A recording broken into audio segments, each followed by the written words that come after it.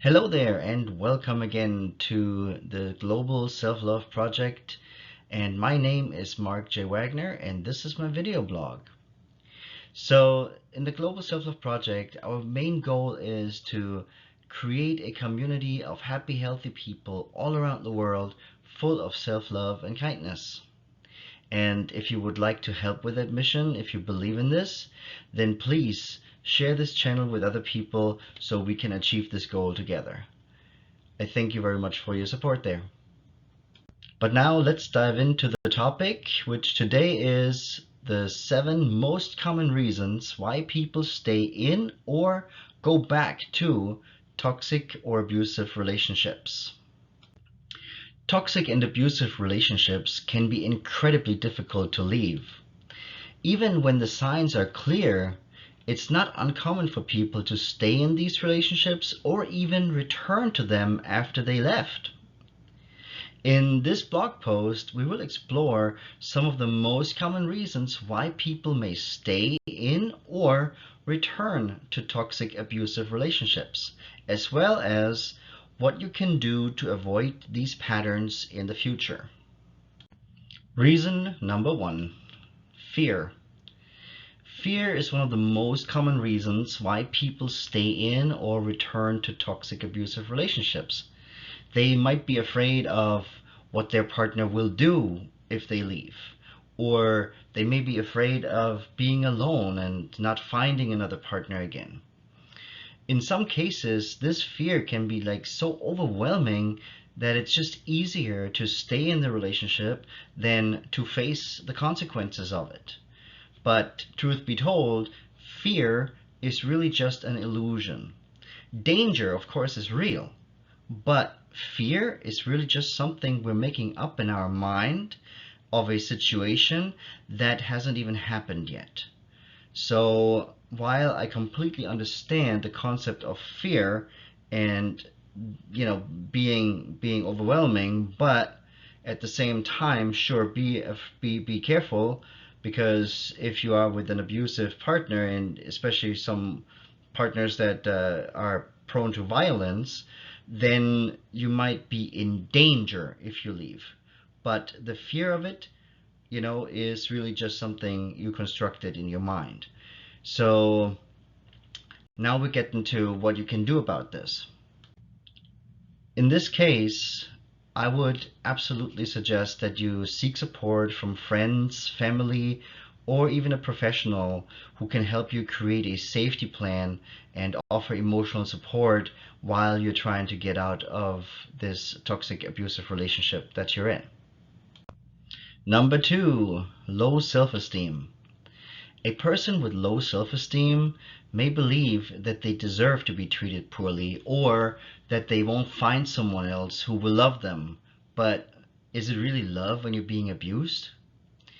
They might just stay in the relationship because they believe they can't do any better, which is absolutely not true, but obviously in their mind it is. So what can you do about this? What you can do to overcome this is to work on building your self-esteem and your self-worth. Maybe you have to work with a professional on that, but also self-care and positive affirmations work well. And definitely surround yourself with supportive people who value you and respect you. That is very, very crucial. Number 3, hope for change. It is very common for people to believe that their partner will change or that the relationship will improve over time. And this hope can actually keep them in that relationship for a much longer time than they should. Most of the time when I talk to people, they say things like, I should have left earlier, or I just ignored the signs because I was hopeful that he might change or she might change. And well, it just never happened. So typically when someone has abusive tendencies or toxic tendencies, then it is very unlikely for them to change that just out of thin air. So here it is absolutely necessary to recognize that change takes time and it's not always possible. So focus on your own needs and well-being instead of hoping for your partner to change. And if you don't see your partner taking any steps toward change, like that he's seeking help or working with a professional on it, then it is unlikely that change will happen. So please pay attention to how your partner is approaching change. Number four, trauma bonding. Trauma bonding is typically when two people bond over having experienced the same kind of trauma, which means they can even, have experienced it together, the same kind of experience, or they could have experienced it separate from each other, but a very similar happening. So, for example, if you are exposed to a natural disaster together, that is trauma that can absolutely bond you together. Or you experienced both childhood abuse in some shape or form, then this kind of trauma can also bond you together. Trauma bonding can also be when the abuser might be going through a cycle of abuse and reward, where the abuser may become kind and loving after an abusive incident, creating a sense of emotional dependence.